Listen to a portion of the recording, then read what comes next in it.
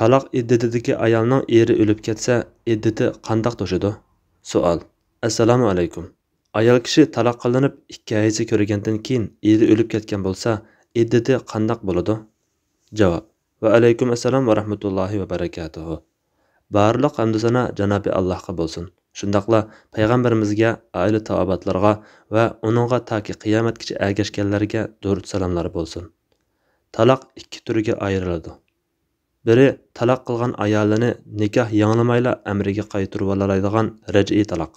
Yana biri uzul kesil ajrab ketadigan bain taloqdir. Bain taloqmi cho'ng va kichik deb 2 ga ayriladi. Kichik bain deganimiz 1 yoki 2 raj'iy taloq qilib, iddati to'shib bo'lgan ahvolni ko'rsatadi.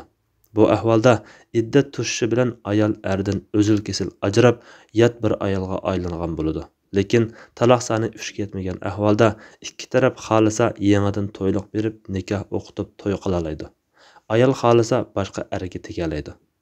Cho'ng bain deganimiz 3 qatim raj'iy taloq qilinib, iddati to'shib bo'lgan ahvolni ko'rsatadi.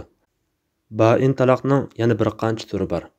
Bu ahvolda 3-chi taloq qilinish bilan ayol erdan uzul kesil ajrab yat bir ayolga aylangan bo'ladi. Bu erdan iddat tutadi. Bu taloqdan keyin ikki taraf xolisimi qayta yarasholmaydi. Ayol burungi eriga emas, boshqa erga tegadi.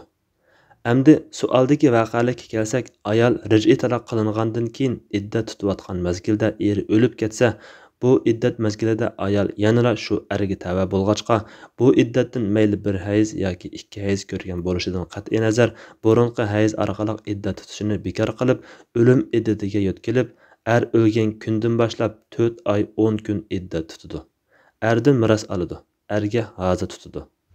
Agar ayol bain taloq qilingan bo'lsa, iddat tutilgan mezgilda er o'lib ketsa, bu iddat mezgilida ayol shu erga tava bo'lmag'achqa iddatini ulab to'liqlaydi.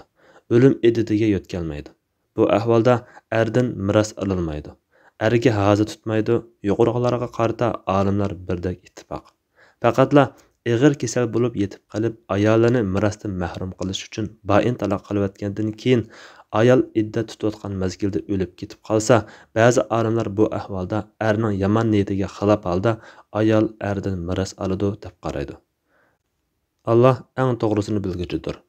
Fatvoda doktor Abdul Aziz rahmatulloh. Fatvolar majmuasi 2-tom. 58 nomerlik fatvo.